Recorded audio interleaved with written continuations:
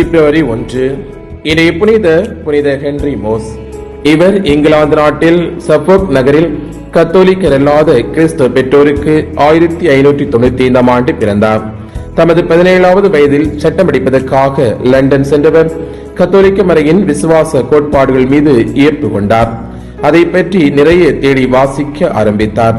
1614 ஆண்டு திருமுழுக்கு பெற்று கத்தோலிக்க கிறிஸ்தவரானார். சொந்த ஊர் திரும்பிய போது இங்கிலாந்து அரசரின் ஆங்கிலிக்கன் திருச்சபை அதிகாரத்தை ஏற்காததால் கைது செய்யப்பட்டு 4 ஆண்டுகள் சிறையில் அடைக்கப்பட்டார். விடுதலையான பின் ரோமை சென்று குருத்துவ பயிற்சியை முடித்து 1623 குருவாக திருநிலைப்படுத்தப்பட்டார். ரோமையிலிருந்து இங்கிலாந்து திரும்பும் அகில உலக இயேசு சபை தலைவரை சந்தித்து தன்னை இயேசு சபையில் இணைத்துக் கொண்டார். இங்கிலாந்து திரும்பியவர் 18 மாதங்கள் பல்வேறு பகுதிகளில் பணியாற்றினார். அவ்வேளையில் மீண்டும் கைது செய்யப்பட்டு நியூகேஸில் சிறையில் அடைக்கப்பட்டார். 3 ஆண்டுகளுக்கு பின் மீண்டும் இங்கிலாந்தில் நுழைய தடை விதிக்கப்பட்டு விடுதலை செய்யப்பட்டார்.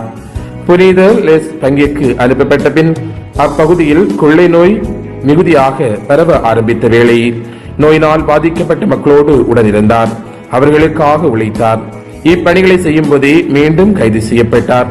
இவரின் சேவையினால் ஈர்க்கப்பட்ட அரசி ஹென்ரிட்டா மரியாவின் தலையீட்டால் 2 மாதங்களில் விடுதலை செய்யப்பட்டார். 4ஆம் முறையாக மீண்டும் கைது செய்யப்பட்டு சிறையில் அடைத்தனர்.